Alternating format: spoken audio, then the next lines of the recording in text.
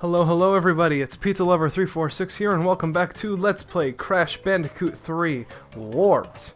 Last time we finished World 3, got a little sidetracked in our commentary, and got ourselves this fancy helicopter spin. This time we're headed into World 4 to do some more stuff. I initially planned for this to be a colored gem bonus episode, but there's more colored gems to go out of our way and get, so we will just have to do that as a bonus episode after the finale. We'll do all the colored gem secrets. Splitting paths already. I don't remember what's to the left. You'd think I'd do more research before I did these episodes, but you'd be wrong. My criteria is knowing I can beat the game in the way I want. Not much I require of myself. Oh, spikes in the floor. I don't even think I explained these when they showed up. If they did. I don't know if they have before this point. Bam. These flamethrower guys, it's best to slide into them. Just because they're very rude and it's hard to get to them and spin before they torch you. Now you'll notice we can kind of skip stuff by double jumping and helicopter spinning. Like there's just a lot of stuff we can do without the trouble of. Just by...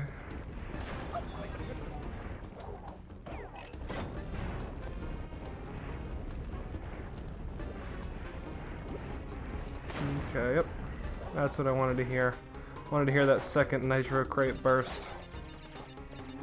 Just in case there's not a nitro crate switch. I think there is, but you know. You never know. So you always want to play it safe and...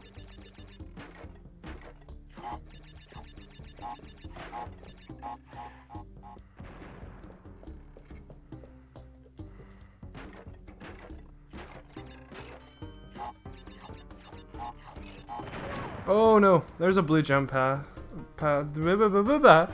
Blue gem path? I kept trying to say pass, and my mind was like, that's not it. And I couldn't make it through the word. Okay, so this is kind of intense though with all the TNT crates. It stresses me out a little bit. Ugh. I'm just gonna let those bottom crates explode. I know we have enough lives to keep doing this for forever, but I don't feel like doing it for forever. Bam. Nice and easy spins. Bam, bam.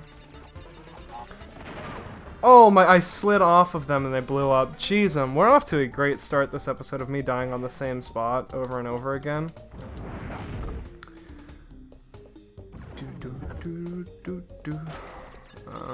Okay.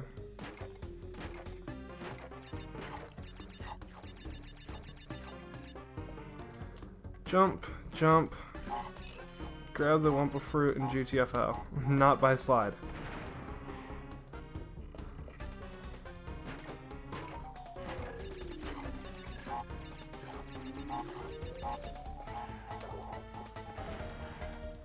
So there's a blue gem path. We'll have to come back to this stage at a later date and time. That's okay. Get our Wumpa Fruit. I don't feel like getting jabbed by these. They only jab you on their way up is the good news.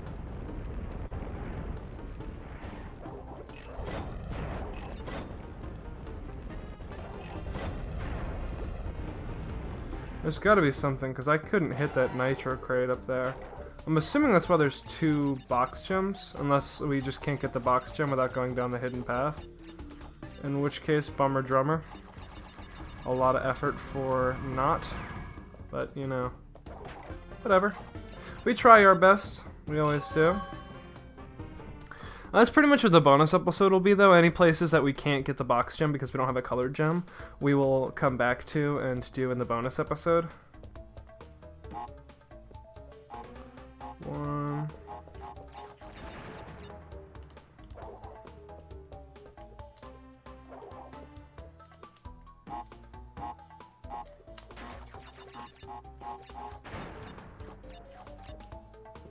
Just gotta double check everything broke.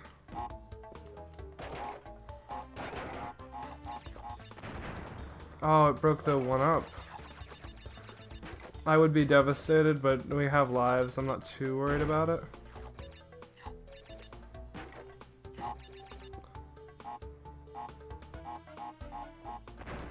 Cool. Just making sure we're getting everything. Oh yeah, no, that's a lot of crates. I bet you there's some on the blue path.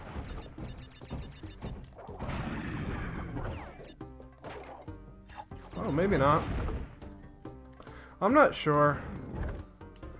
Like I said, my criteria for these Let's Plays is knowing I can beat the game. Other than that, we just kind of go for it around here. We break everything we did. Some more lives. There have been some nitro crates too, so it's actually very possible that we...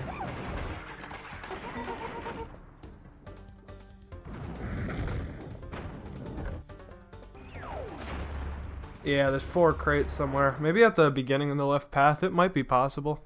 I want to try it now, so tell you what. It's the very beginning of the episode.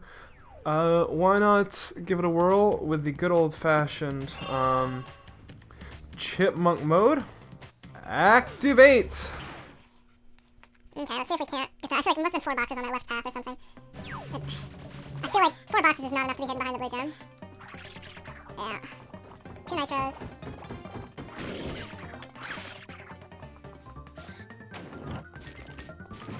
Ah! Yeah, there's a secret path. If there's not 2 boxes down here, then, like, this will all be for naught, but I can't help but wonder. Oh my god, I keep dying. You can tell I've got all this video game skill.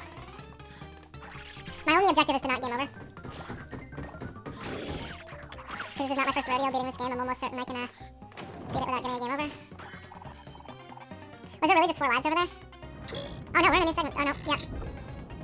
That's neat. Back to the warp room. Welcome back from the world's shortest Chipmunk Mode. Turns out I was wrong, so I guess they must be behind that blue path. Bye bye blimps. This is a Coco level, and I think the final level format, which can be done as Crash or Coco, there's a Crash one later. But this is an airplane stage.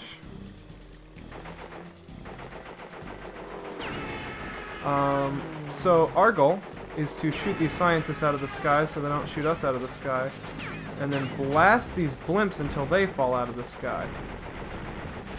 Now there are still crates to shoot out of the sky as well. You shoot those balloons, you break crates, you feel good.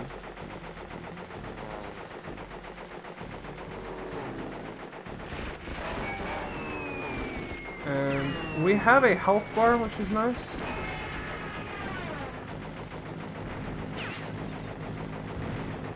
Which is a good reason to preserve some of your crates until the very end in the event you get hit too much. But yeah, this is basically a dogfighting stage, and I could go either way on the control scheme here, honestly. I was using the D-pad and now I've switched to the joystick and I'm still okay with it, so...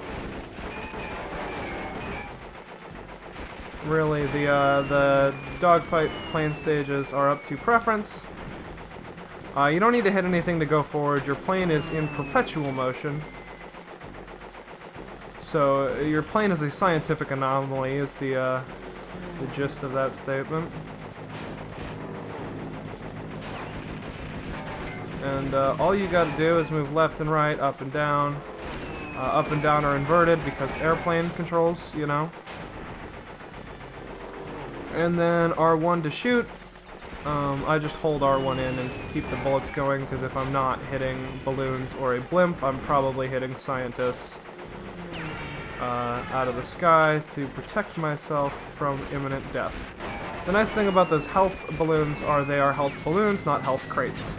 So the crates will smash and give you Wumpa Fruit and whatever and count towards your score, but more importantly, you will get health back immediately.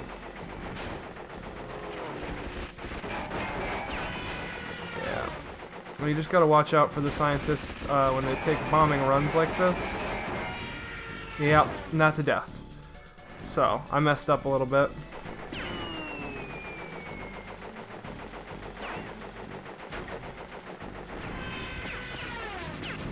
They have relatively low health, but they can also be kind of squirrely and hard to hit at times.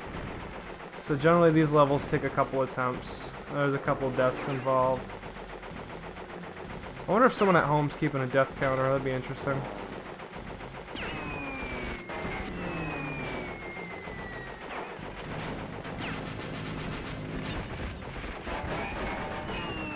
Okay,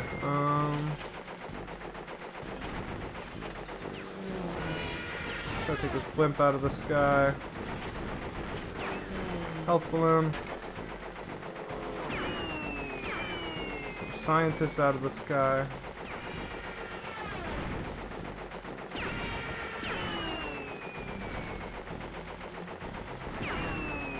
You can see how the strategy is. You just kind of move to your objective, dive bomb for scientists, and fly a plane as well as you can.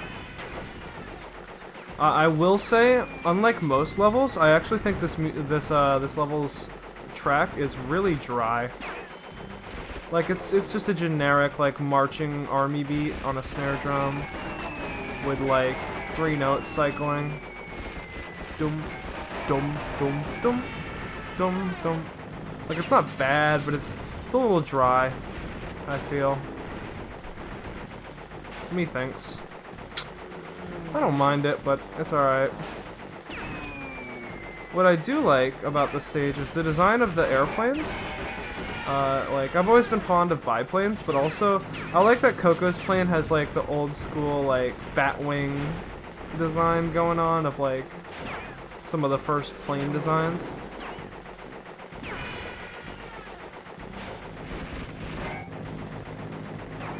And now we're just gonna circle around for that last blimp. See, we got our box gem. And there's our crystal for destroying all the blimps. And that's that plane stage. I forgot the name. I'll read it when we get out of the stage. That is Bye Bye Blimps.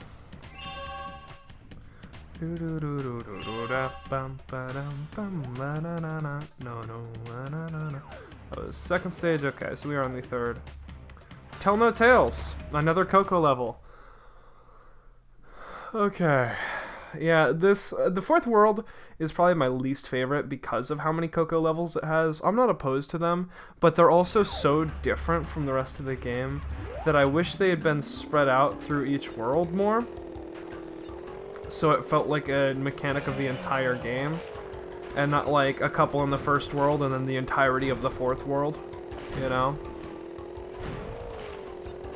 Because they just become... They're probably the most forgettable of the stages because of how, like, linear, non-linear they are, you know? Like, they're so spacious and lacking in major scenery that differentiates them, that you're like, yeah, there's Wave Racer levels, there's plane levels, but then you don't really remember where they are, or what world they're in, or anything like that. And if you showed me a part of this without, say, the enemies, I wouldn't know what stage it is.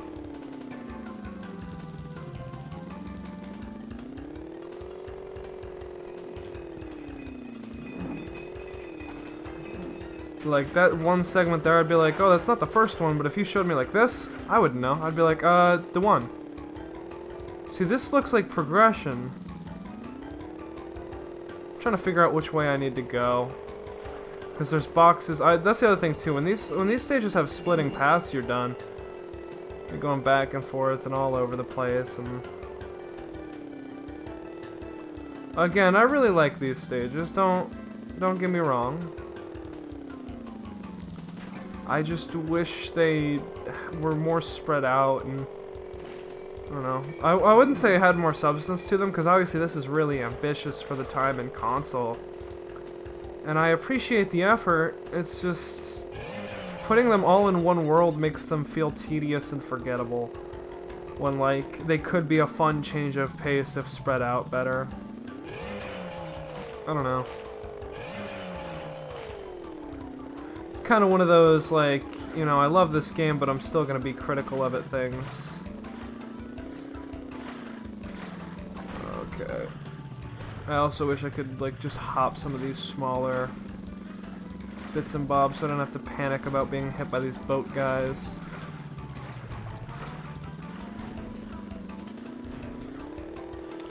Okay. Ugh. And then when you miss a jump like this, like, if there's a better way to turn around, maybe. I don't know, there's like little quality of life things I wish were around. Maybe Insane Trilogy fixed some of it. The only thing I think Insane Trilogy couldn't fix was level order, because that would take some doing. And, well, it wouldn't take some doing, but it would be an altercation from the original game, therefore, you know, it's not a remake, remaster, you know. It's technically a new game.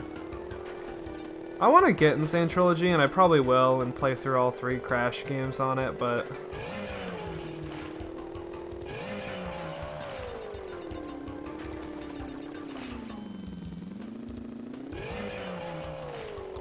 I also do recognize the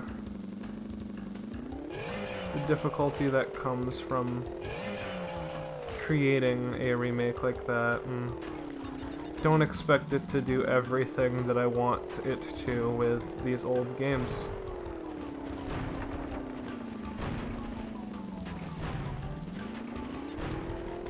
It does look really good though, and I'm sure I could watch like a full playthrough of the game somewhere, but you know. There are games, if I know they're good, I want to go into them blind. Like Luigi's Mansion 3, I had no doubt it was good, I went in blind. The Insane Trilogy I plan to go into blind because, I mean, it's old Crash games that are already critically acclaimed, I already know a little bit about them, and Warped I've already played through a bunch. I'm doing a Let's Play of, you know. But like when I got into the Mother franchise, you know, Earthbound and stuff, I watched a Let's Play before I played. Mother 1 I'm actually currently working on, and I watched a Let's Play before I started playing it. Oh, we missed some boxes in there. Oh, jeez. I'm gonna Google it. Get a little unprofessional real quick. Tell no tales. Tell no tales. Box. Gem.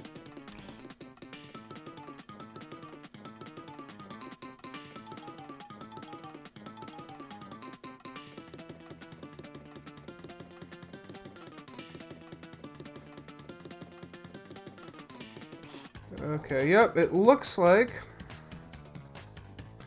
it's perfectly doable in one sitting. So, oh boy, Chipmunk Mode, activate. Sweet Jesus. This game's gonna drive me nuts. I do like this game, I really do, don't get me wrong. First thing I want to do is check behind me, just in case, okay. Something somewhere cheesed me out of boxes, and I need to find it and smash them. 3, 4, oh. Left around this first island, like you do. What do we got? Oh, I thought there's a box hiding in this guy's little spin. Oh, I guess not. I'm sure this is riveting to watch in Chipmunk Mode. You're watching me like neum around. That probably makes these levels way more interesting, actually.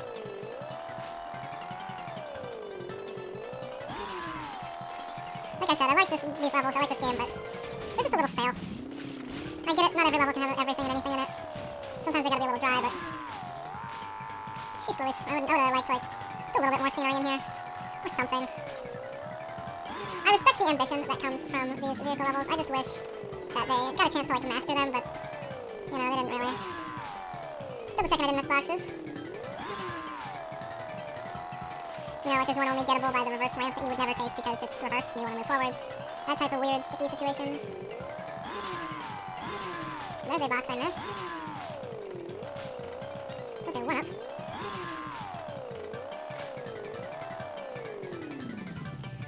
Okay.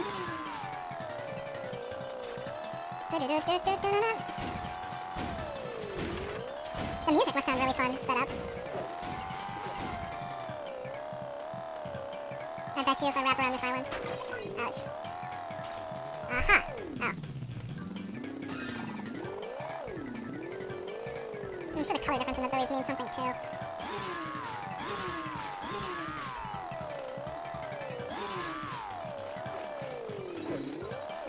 Oh, we're gonna die.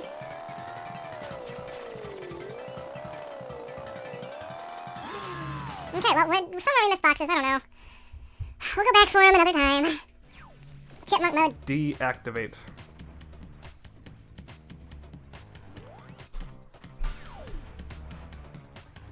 Okay, so we're on Future Frenzy. Yeah, we're on Future Frenzy. Here we go, and you're getting a sneak peek at the theme of, like, the entirety of the next world. Ooh, cutscene. So, Crash Bandicoot, we meet again. Uka Uka and Dr. Cortex want me to teach you a lesson. Well, I've made a few modifications to my mechanics since our last encounter. So back off or be deleted. That's Dr. N. Jin.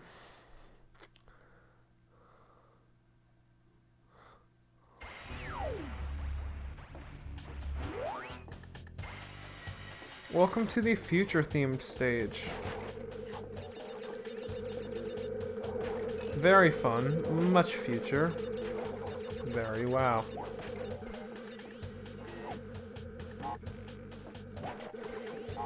I'm actually impressed I could scrape across the edge of that. So yeah, lots of conveyor belts and lasers and weird jumps. As well as these enemies who I believe resemble enemies from Crash 1 that were like hot and cold and swayed back and forth in one of the factory levels, if I recall correctly. I'm not certain. So the lasers, you wait, you walk, you know, lasers. These guys, they fly around and you can spin them then, but when they're red and on the ground, you will die if you spin them or touch them, so you wait, and then you do. No biggie smalls. Just the usual stuff. These stages like floating platforms a lot. I rather thoroughly enjoy them, so...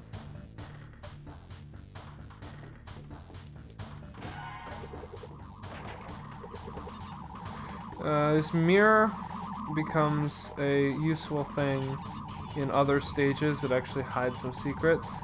These scientists, you can only jump on them. They got like death rays on their sides or something. Not really sure. These guys, you wait, you spin.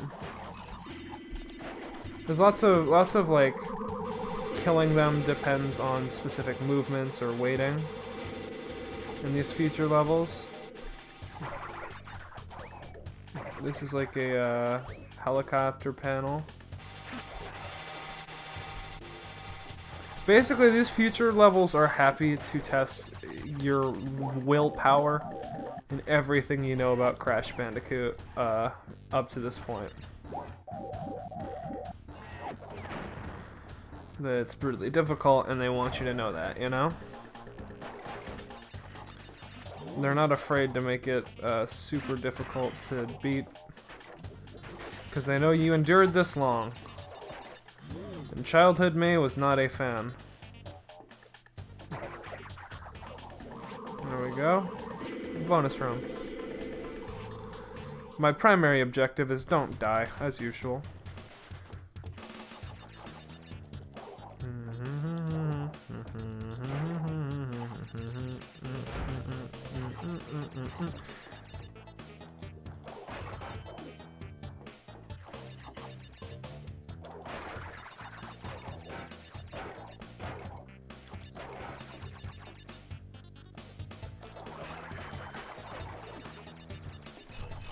That was pretty cool, like, demonstration of your abilities up to this point. Sorry for going silent, it just took some serious focus.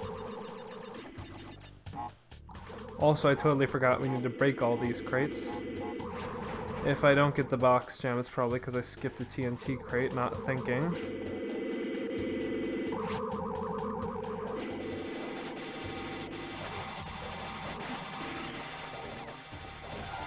Okay.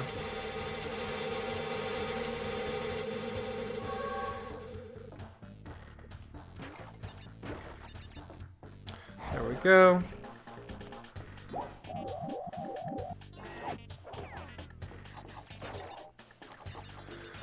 These are stressful stages. The helicopter pads, as I've called them, put you in the helicopter spin, of course, automatically, so... Yep, we missed some boxes. Oh well. At this point, was there two box gems in this stage?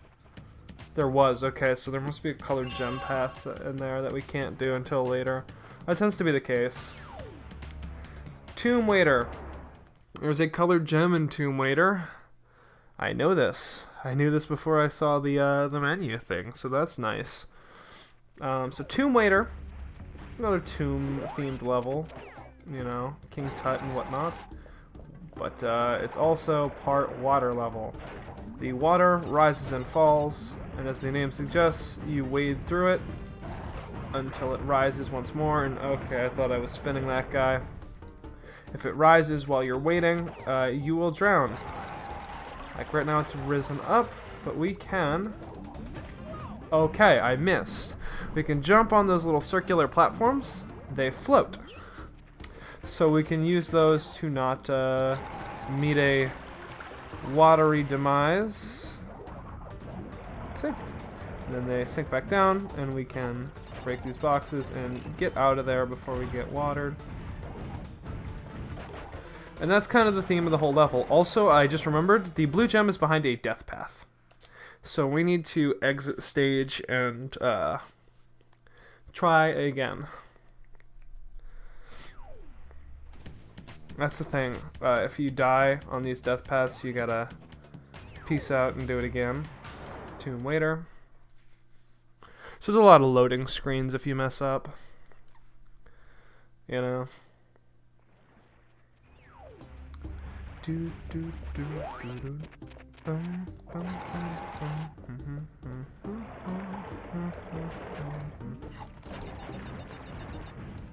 You can kind of see where the water is because the steps are like green wherever there's stairs back there. Oh, hopefully there's another set of stairs I can show you. I missed both of those and the water's gonna rise. Oh, you can see it on the ramp too. The floor is green where the water touches when it raises. So you can kind of know when you're safe.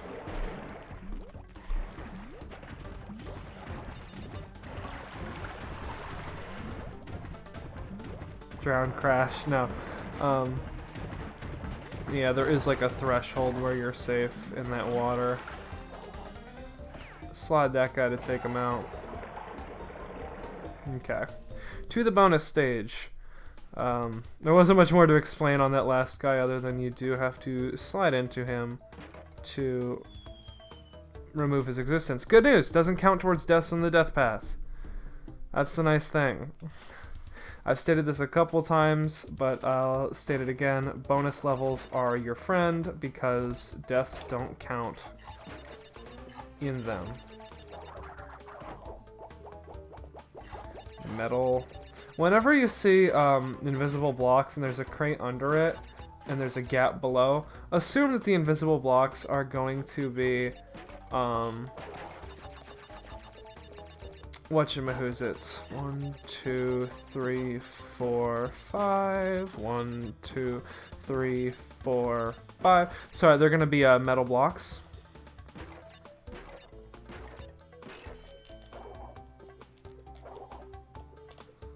There we go, okay. Or in this case, nitro crates. Either way, they'll prevent you from your rewards, so... Awesome. 25 of 25. Ba-bum-bum-bum-bum. I like that we're racking up lives, so if I do ever like get super stuck and die a bunch, we will be okay. What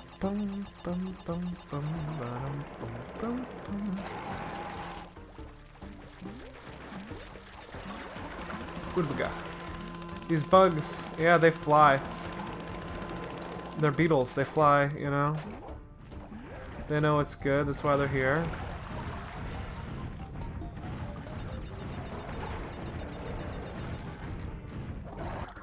It's funny seeing like those like double, you know, 5 bounce crates, just like chilling there with no like obstacle with them. It's like, oh yeah, this game presented itself as easy in the first level.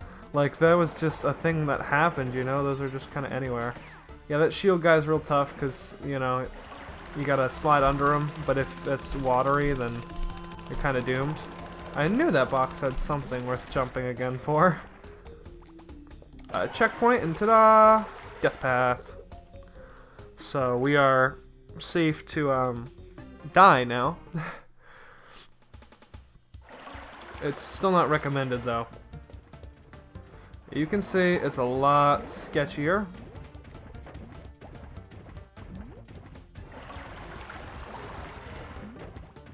And you can create metal platforms to stand on by hitting those switches.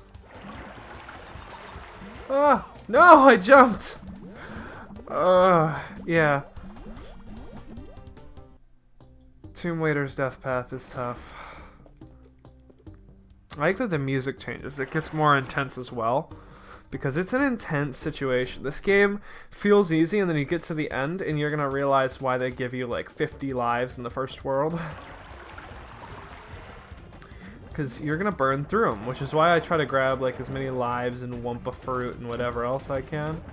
Because I try to maintain my high live count against my high death count near the end.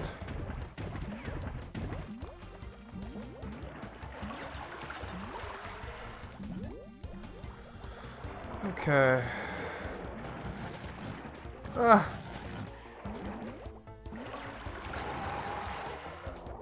Right. I messed that up. You gotta wait, yeah, because that was gonna happen. So you wait for the water, it goes up, and these nitro crates are gonna be awful, but you spin it, and you jump, and you... Spin works, yeah, okay. And then you're through the door of doom, so... Now we just gotta deal with regular Tomb Raider physics. That's weird. When the track loops, it loops to the normal level theme. Blue gem. Okay, so now, as per usual, we have a colored gem, but we have to replay through the stage to get the box gem. Oh, and it doesn't count as beaten because we didn't get the crystal. Okay. Hop, hop, hop, hop, hop, hop. And there. Cool. So, for Tomb Raider, Chipmunk Mode, activate! We have used this a lot this episode. Should be told I'm not all that in the mood to complain about it, though, because Chipmunk Mode's real fun. And I'm kind of glad that the series after Cuphead still uses it, because Cuphead introduced it. But it was kind of a unique circumstance for Cuphead, you know? Where I wasn't sure if I'd get to reuse Chipmunk Mode, but I feel like this definitely ensures that the legacy will be carried on one way or another. You know, it probably won't be used for all series if there's something that, you know, doesn't have any replaying or tedious segments or anything, then of course it's not going to be used, but at the same time, stuff like Crash, or like, I don't know, if I ever do Mario Sunshine, I need to play through it on my own time first, but if I ever do Mario Sunshine, I'm totally gonna use Chipmunk Mode for like blue coins.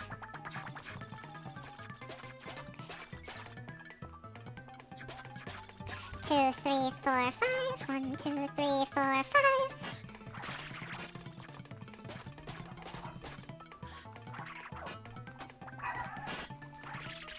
Trying really hard not to spin that TNT crate and die.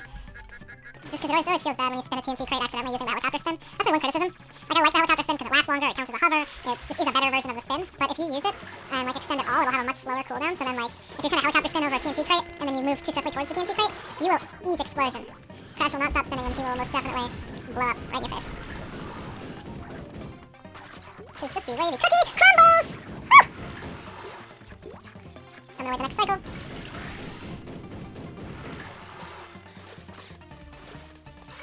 Is extra life still here? Nope, just lump of fruit. It's unfortunate. Wish I could grind for extra lives there. Okay, Chipmunk Mode, deactivate. Welcome back from the land of Chipmunk Mode. And this is the rest of Tomb Waiter. You saw the super speedy version of getting back to the checkpoint. And here's the crystal just after the death path, so very kindly placed, so you can still get it halfway through the level-ish. But you know, if perchance you are like myself and get the colored gem on the death path before the regular gem and beating the level normally, you are not penalized for it and forced to do the boss first. You can replay through the stage immediately to get the crystal and whatnot and beat it normally. Checkpoint. Now here we're gonna see some of the mechanics that we saw on the death path, but less precise, you know, just toned down. Like, also, excuse me on that burp, I subconsciously did it and then realized what it was, and I was like, oh, that's kind of nasty. Yeah, but no death sound on those spiky guys, I just realized. But yeah, so some of those weird mechanics we saw on the death path, that's like, why would that be here? That makes no sense, that's brutal. Well, it's because it's in the rest of Tomb Waiter. It's just toned down in the rest of Tomb Waiter. Because Naughty Dog's not mean, they're just, you know, presenting the player with a challenge. That dude had a very delayed flight there. Box jam! He's in a wall, I think. There we go. So now we've beaten all the levels in this world. We've got some colored gems. Ah, ah. I love the angelic, like, choir. So now we've got a boss fight. And, you know, I think Crash is ready to beat up Engine again. Oh, no! Engine is actually a Coco Bandicoot fight. So, you want to go a few rounds? When this is over, we'll see who's obsolete. So this is where Coco actually does get to have abilities, I think, or no, never mind. So you hold in circle to shoot. I wish Naughty Dog could pick a control scheme.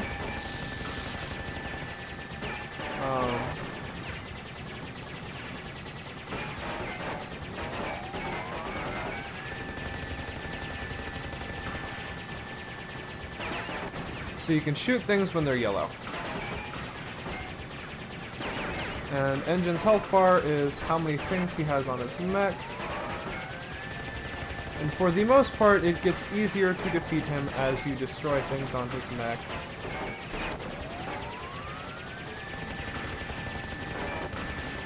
I say for the most part because obviously the fight is still difficult. It's a boss fight in the second to last world in the game. It actually reminds me a lot, because this is fresh in my mind from, sorry about that, we did destroy the arm cannon as the phone rung, so. But because it's fresh in my mind from finishing Let's Play Cuphead, it actually reminds me a lot of Dr. Call's robot, just less overwhelming.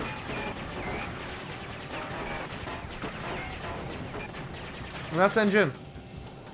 Destroy his weapons, then his center. Well, at first.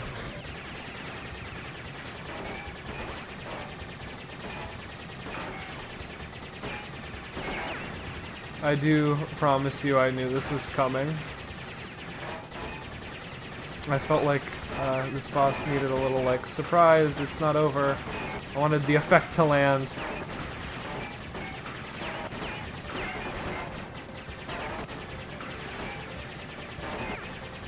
Engine is a crafty, crafty fella.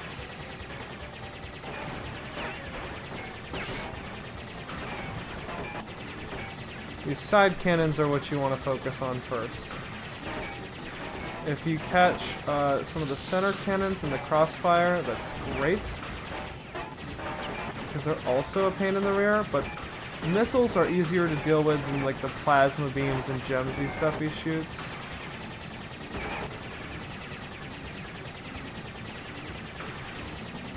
Because depth perception is definitely really weird in this stage.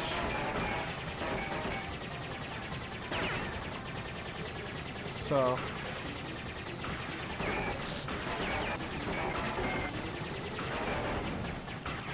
okay. Now it's just shooting some missiles out of the sky, which we have experience in from the last phase.